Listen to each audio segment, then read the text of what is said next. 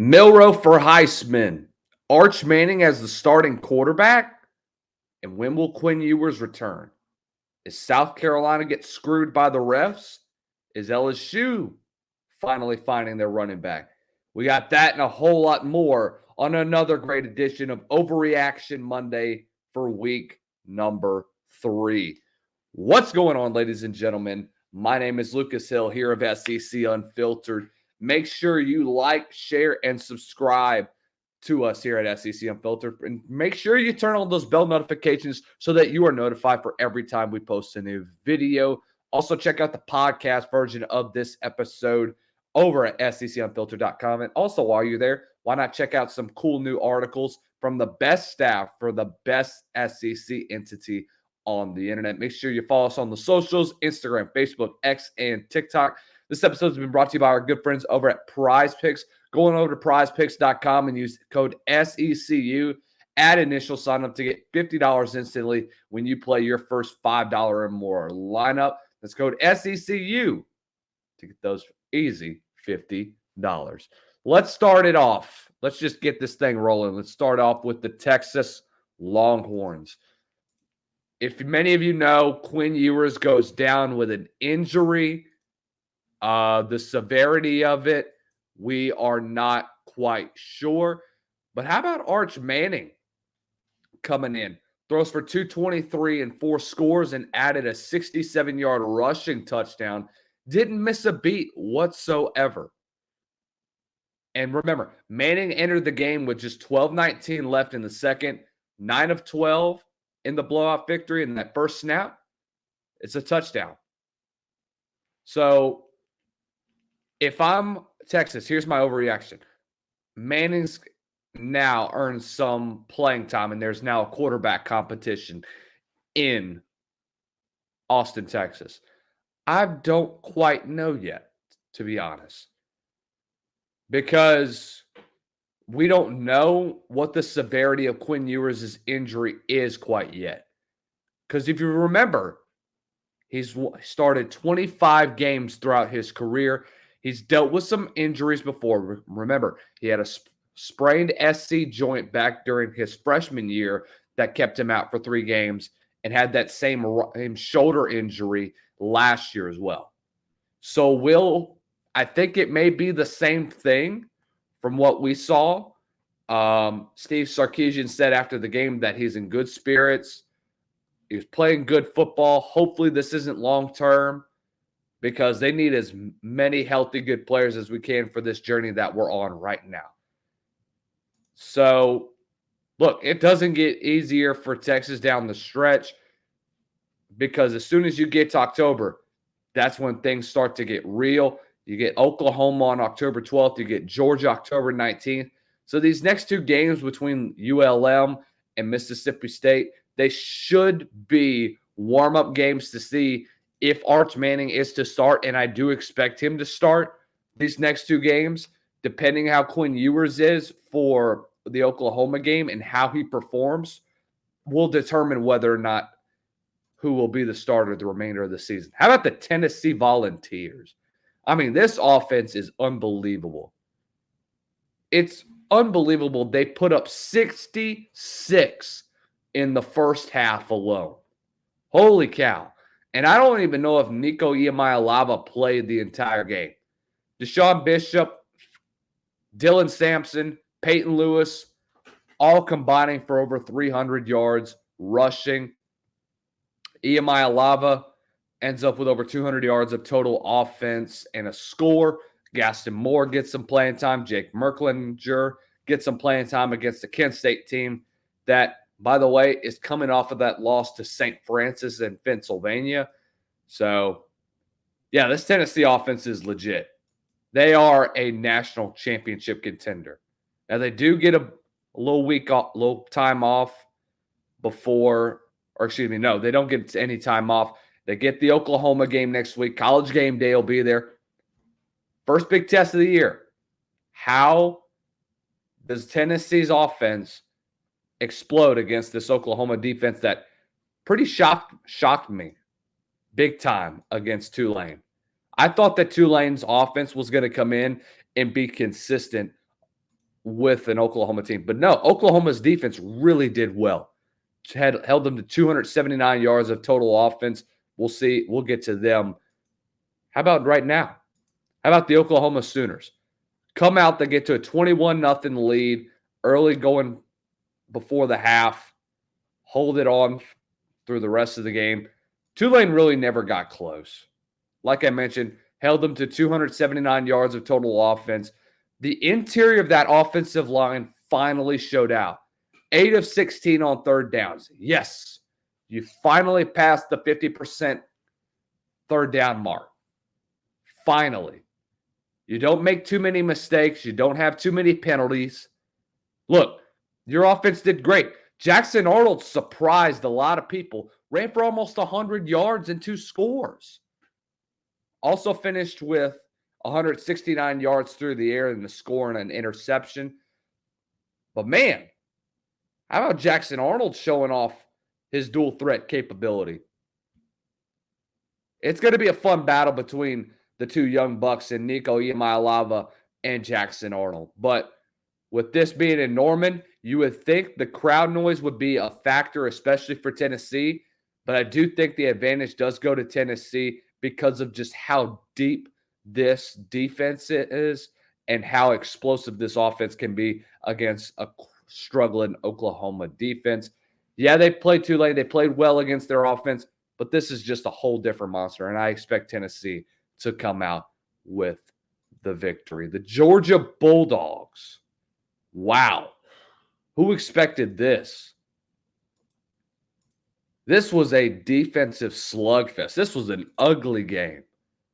Brock Vandagriff with only 114 yards through the air. Carson Beck with only 160 through the air.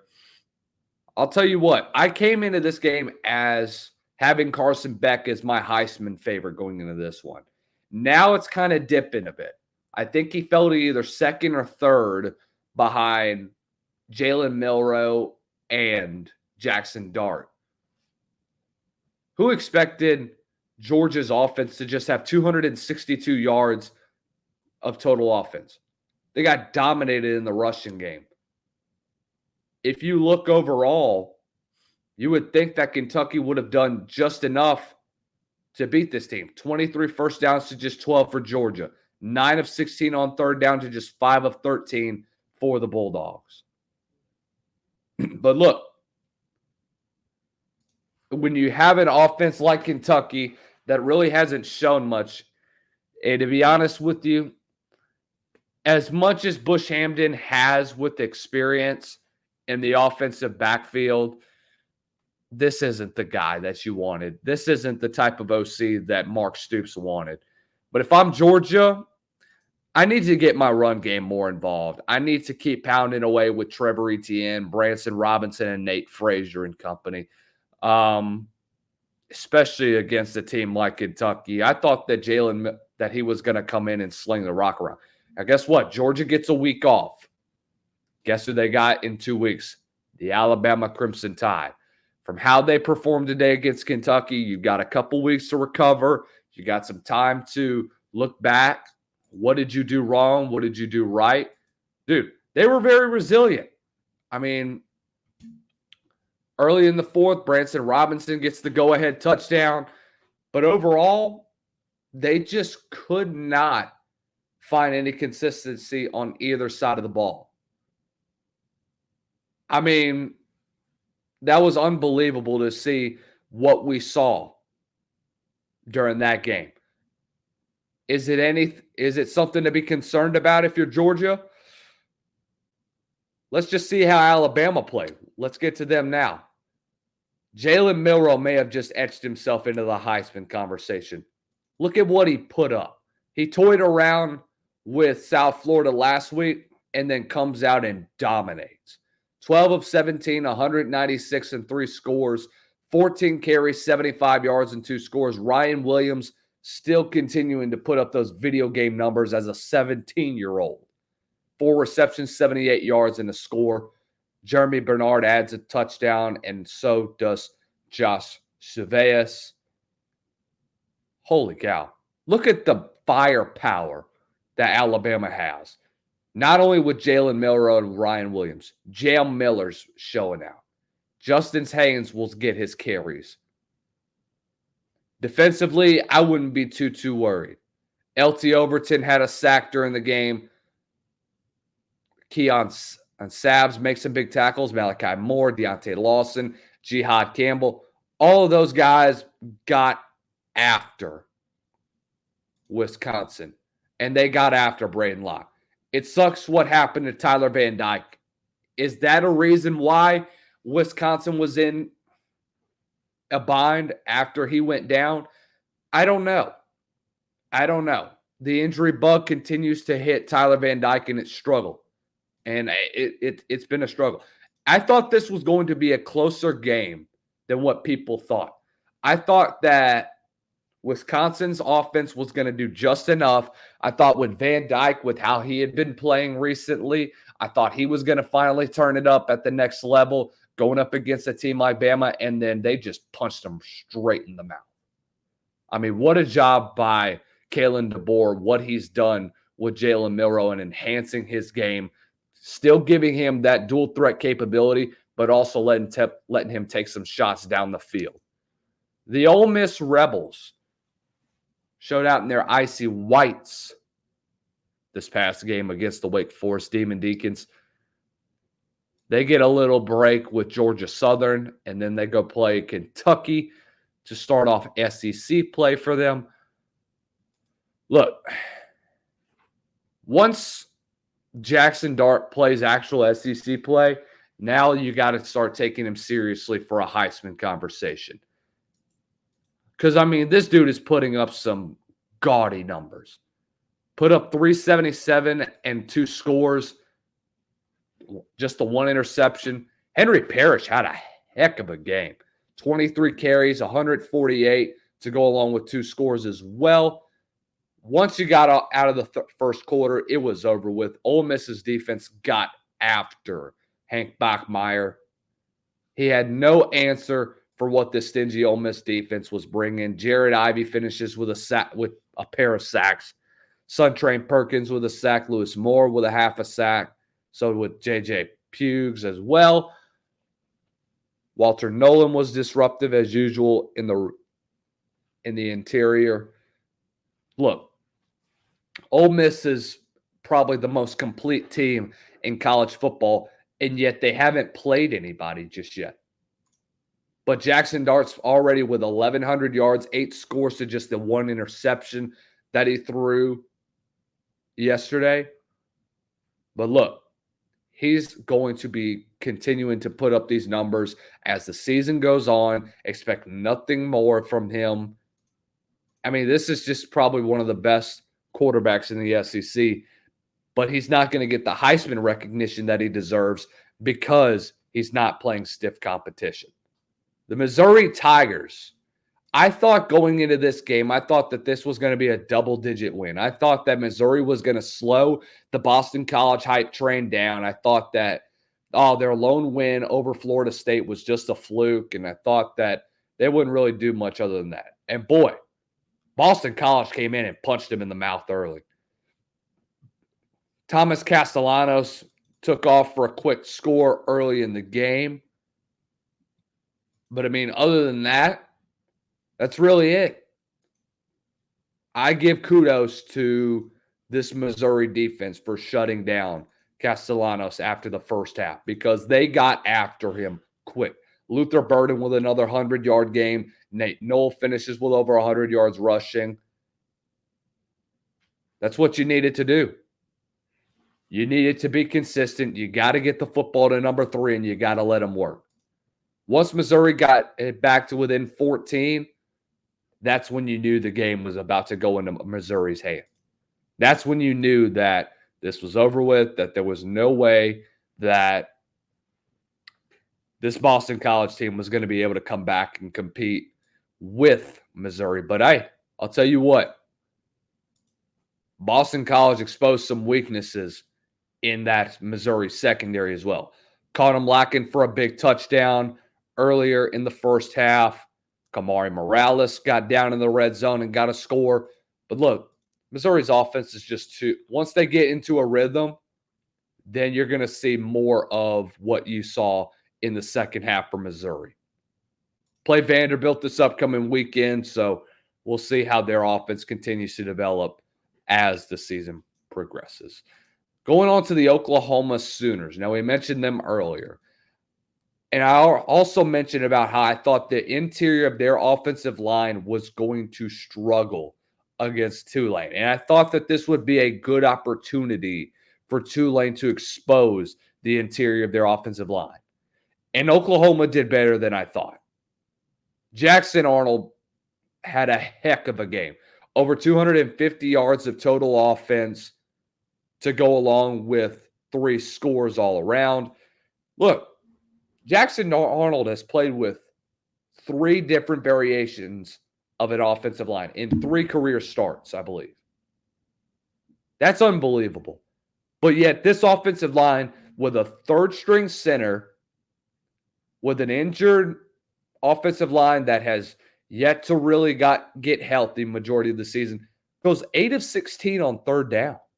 Does better than I thought they would. I was impressed. I was shocked that Tulane could put up something like that. I was shocked that Tulane wasn't going to be able to get as much as have as much success as I thought they would. Look, Oklahoma came in and had a heck of a game plan. And I don't think anybody really expected Jackson Arnold to take off. And Seth Luttrell said following the game that wasn't even part of the game plan. Now, do I believe him or not? You know, sometimes assistant coaches can deceive you. I'm not sure. But Jackson Arnold showcasing his dual threat capability, I never expected that. I never expected for them to run the football as much as they did. But, look, Tulane came back, made it a game later on, got it to within 5 going into the fourth quarter after being down 24-6. They had a pick 6, and they had a touchdown pass from Darian Mensah. But Jackson Arnold with the big touchdown, 10 clutch points in the final 6 minutes is the difference for the Oklahoma win. Look, big challenge with Tennessee coming to town next week. You got to start playing better football. Your offensive line has to get more consistent. And if they don't, Tennessee's defense is going to be swallowing up Jackson Arnold. I guarantee you they're not going to let him leave the pocket. The LSU Tigers. Look, they had no answer at running back through the first 2 games of the year. And I thought that this would be the same thing. I thought that they were going to be mostly going to the air. But guess what? They found their guy. Caden Durham, 11 carries, 98 yards and 2 scores for the freshman. Wow. What a game. What a wrecking ball this dude was. Look, for LSU, you had stars that you never thought would show up. Not only did Caden Durham show up in the clutch moments, Aaron Anderson showed up in clutch moments. Aaron Anderson's career best before that was, I think, 3 receptions for 19 yards. He finishes with 5 for 96. Kyron Lacey, 5 for 63. Mason Taylor, 6 for 58. CJ Daniels, 4 for 53. Josh Williams, 2 for 15. Look, Aaron Anderson had a heck of a game. So did Caden Durham. And they, when it mattered most, LSU did as much as they could to get back in this football game, and they did.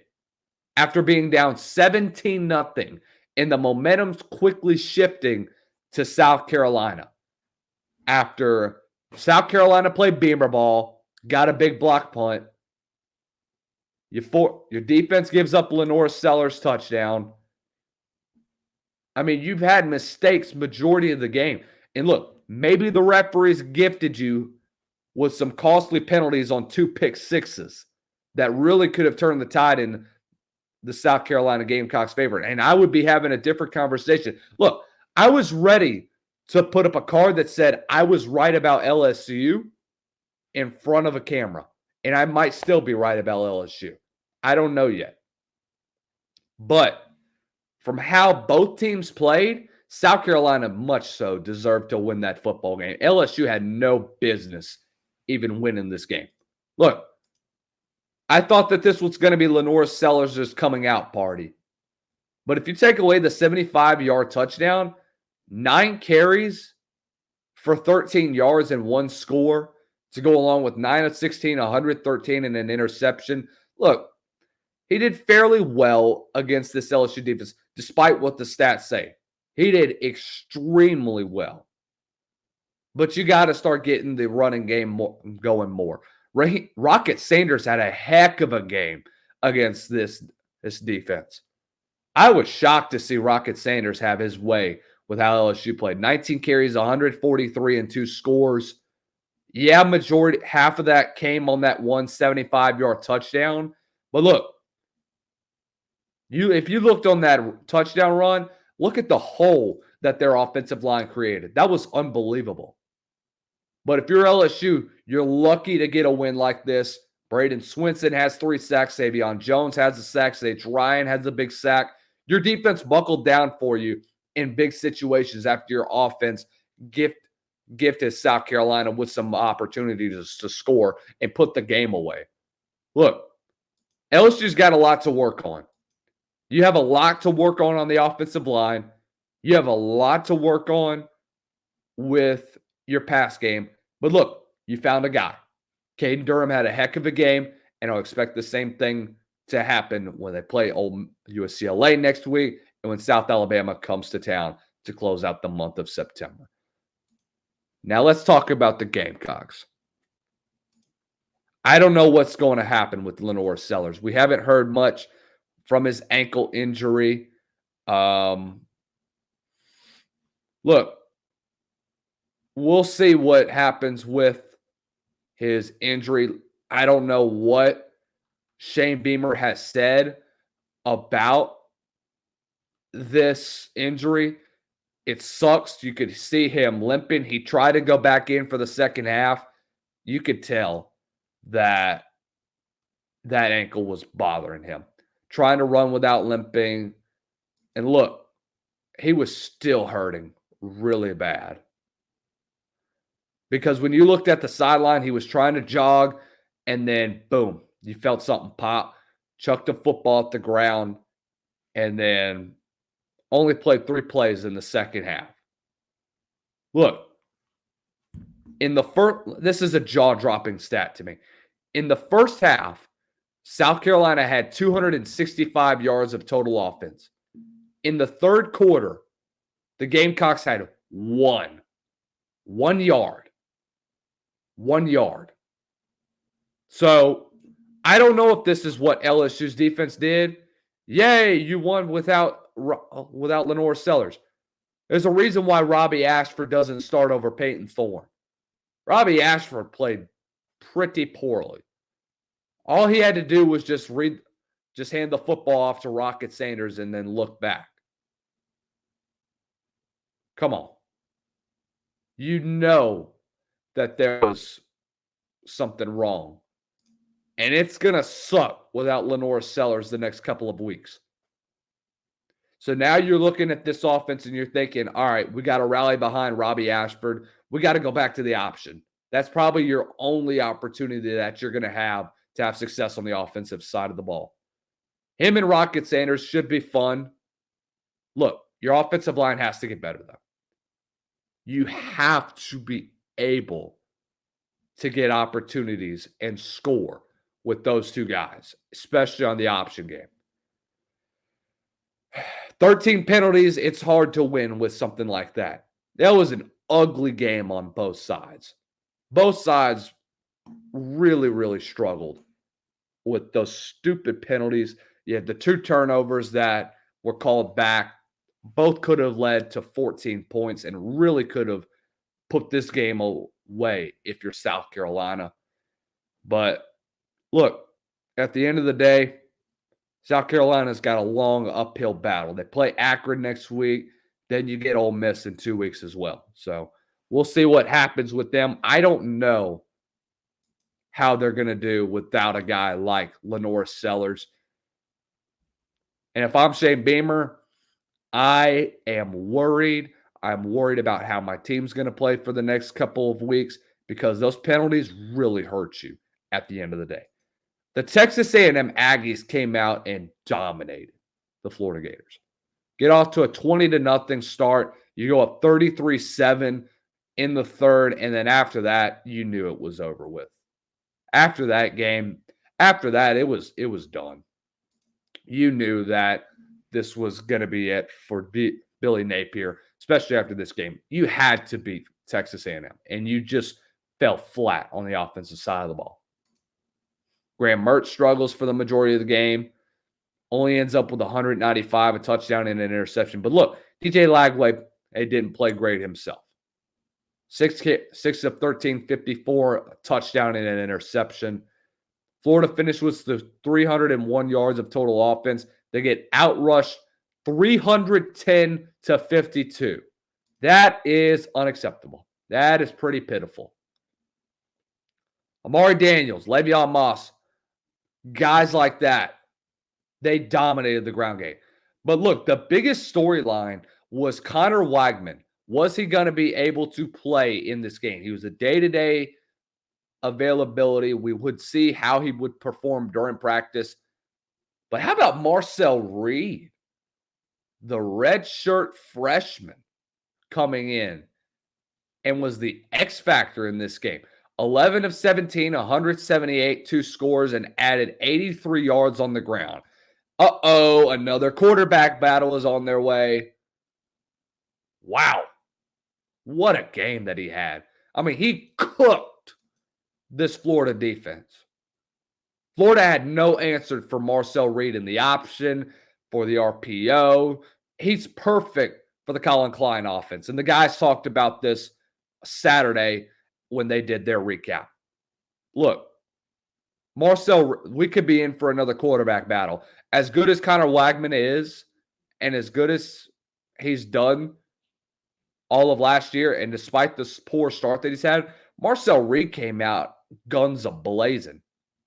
You saw the run game really take off. You saw they started to get away from the passing game. When you have basically 3 running backs in the backfield with Moss, with Reed, Amari Daniels, E.J. Smith, you get all those guys in a groove, they can make some big plays for you. And I guarantee you they're going to do some great things with Marcel Reed in the backfield. We'll see what they decide to do, what Mike Elko decides to do whenever it comes to practice this upcoming week. They get Bowling Green. That could be a game where you start them both and say, okay, who are we going to start when we go to Arlington and play Arkansas? So we'll have to see. Look, the Arkansas Razorbacks got themselves into a battle with UAB. UAB was up 17-3 at one point, tied 20 apiece going into the half. Look, UAB made this a game. The biggest concern was going to be Arkansas's offense or Arkansas's defense. You saw what they did last week when Oklahoma State literally exposed their secondary.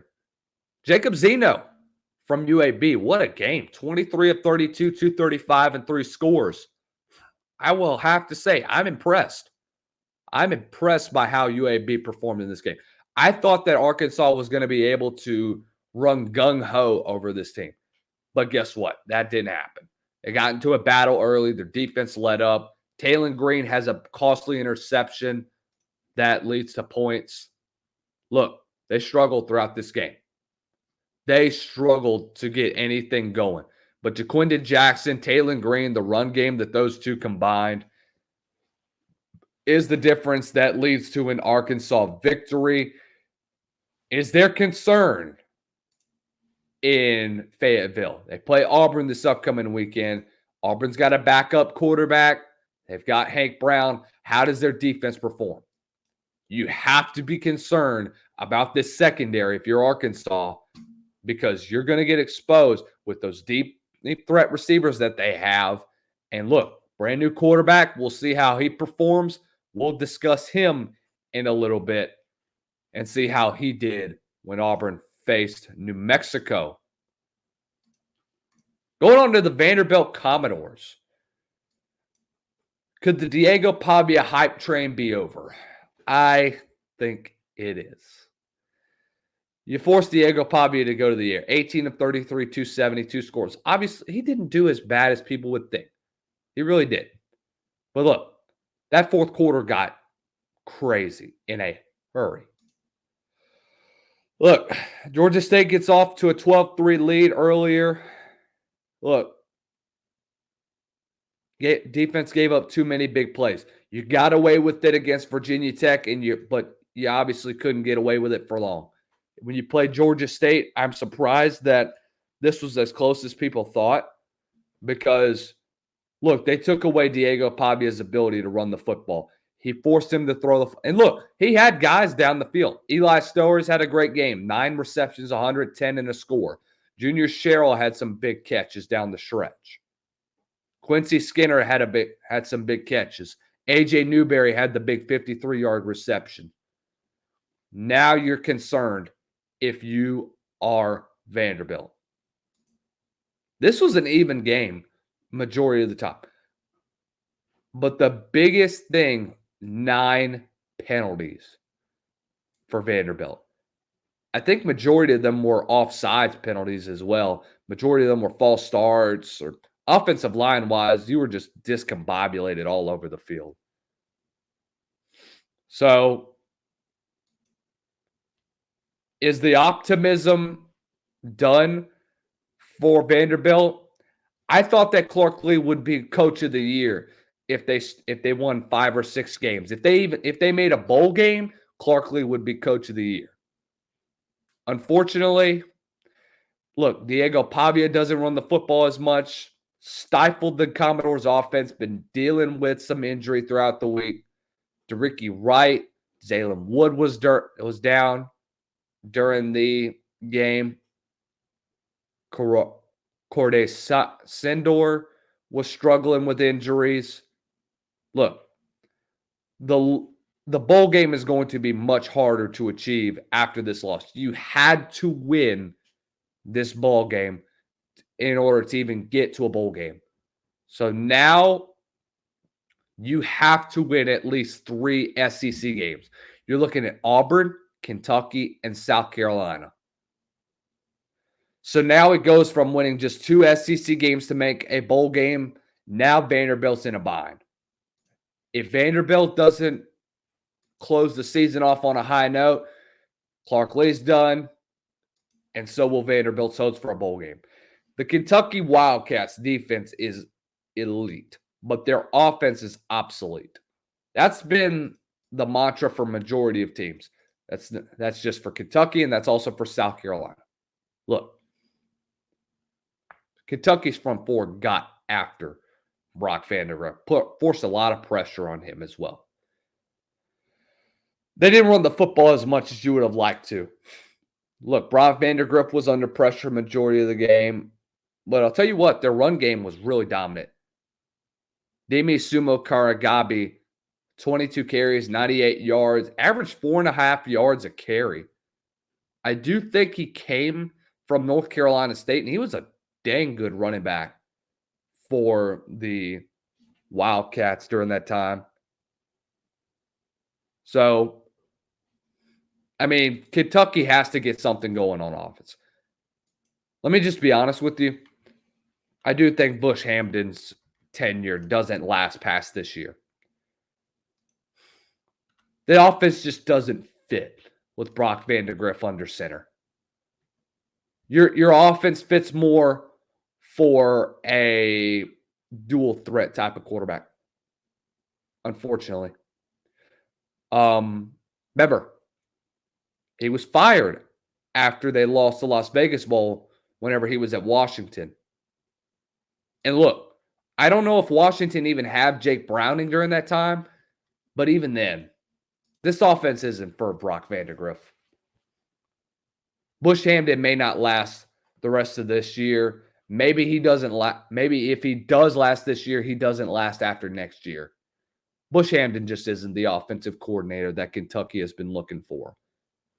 Obviously, when you lose an offensive coordinator that really took off last year, that really saw a lot of success with Devin Leary.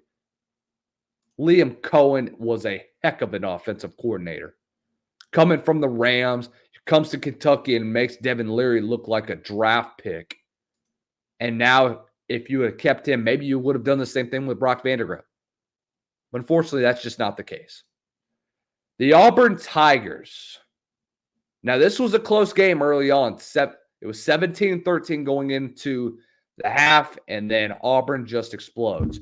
The run game finally got going with Jarquez Hunter. He finishes with 20 carries for 152 in a score. Damari Alston finished with 10 carries for 80 yards.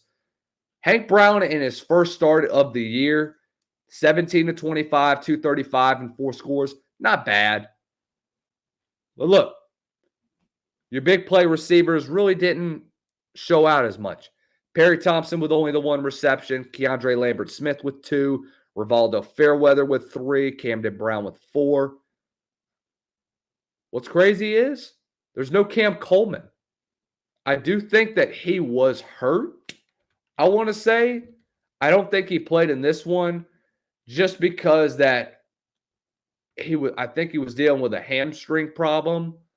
But yeah, he wasn't really needed on Saturday, but you're going to need him for this next upcoming week.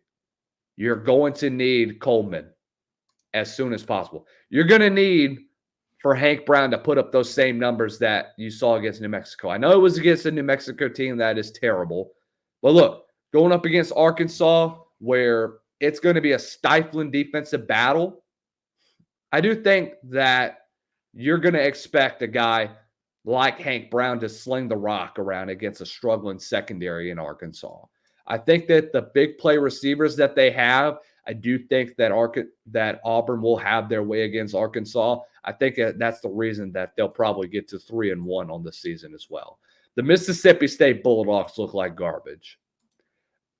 Their offense is elite. We told you their defense was going to be the exact opposite.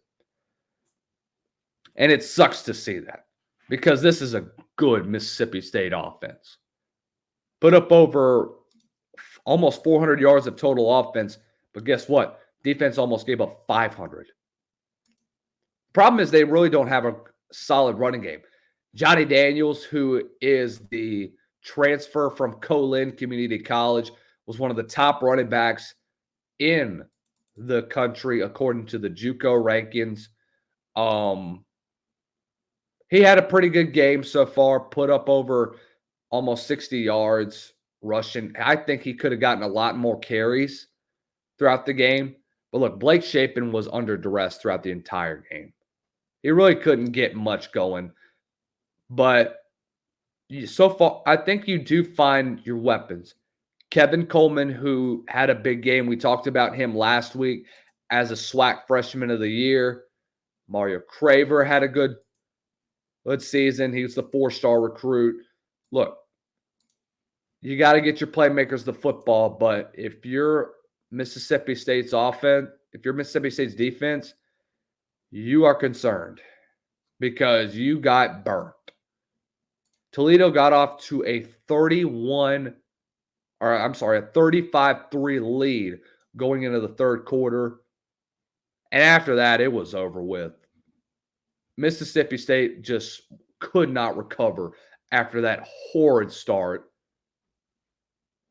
Wow. They paid $1.2 million just for them to get humbled and dominate. Look, Toledo was a solid team last year. This was a team that I love Jason Candle. I love what he's been doing with that program over the last 2 seasons. Last year, when they win 11 games, they would have been a player in the New Year's Six bowl game had they not lost the MAC championship to Miami of Ohio. They lose to Wyoming in the Arizona Bowl. Look, this team is going to be really good. Toledo is going to have the same expectations, and I do think that they could be another player for a potential group of 5 bowl game. Remember, you lost a guy like Quinyon Mitchell last year, who's now with I think the Seattle Seahawks. No, excuse me. He's with the Philadelphia Eagles. Look, Toledo's going to have the same expectations, same coaching staff. He's had the same guys that's been with them the last 5 years. Jason Candle's squad is really good. There's no question about that. But if you're Mississippi State, you got to go back to the drawing board. You have to be able to shut down a defense. Because guess what? Florida's going to come in next week. They may punch you in the mouth. And as bad as Florida played on Saturday, and despite what people are saying about what's going to happen in Gainesville, you have to get this offense some breathing room. You also have to give them some confidence knowing that their defense is going to shut down opponents. And lastly, let's talk about the Florida Gators. Well, let's just be honest. Well, let me just show you guys a tweet that I saw not too long ago. I think last night I was getting back in from Hammond, and I saw this tweet, and I was like, all right, yep, this is happening. This is happening. If the boosters are doing this, then you know that it's done. It's a done deal if you're Florida. According to USA Today, a group of boosters have pulled together to cover the expense of firing Billy Napier, and that's $26 million. Bye, Billy. You can forget it. Look, you had to win last week. At home against an offense with a backup quarterback, and you put that on film, yeah, it's over with. If the boosters are pulling together money to get you out of Gainesville, that is saying something. That is saying that they are tired of your crap. And guess what? Don't be shocked if they start 2-3 on the year. If he doesn't get fired after this Mississippi State game, he'll be fired after the UCF game. Because fans are tired of Sun Belt Billy. And this isn't just my bias coming in. This is from the fans that have had to experience this for the last 3 years. I don't know how he didn't get fired last year after the disaster that they put out on the field. This year isn't even any better. This will be the 4th head coach in a row that Florida has fired mid-season. You have yet to have a head coach finish out their tenure, not get fired since Urban Meyer left in 2010. It may be the 4th straight season that Florida has a losing record since 1935 to 1938, before World War II. What other overreactions did I miss? This was a heck of a week 3, a much better week 3 than I thought was going to happen. But look, we got some big-time matchups coming up for week 4 in the SEC slate. A lot of decisions will be made by this time. Florida, Mississippi State, Arkansas, Auburn, Vandy, and Missouri. I mean, Tennessee, Oklahoma, Ole Miss, Georgia Southern. That'll be a blowout. Hey, gonna be a fun week 4. Can't wait to see you guys next Monday. What else did I miss for Overreaction Week? Make sure you turn on the bell notifications and subscribe for more daily content from the best SEC entity on the internet. And until next time, I'm Lucas Hill saying...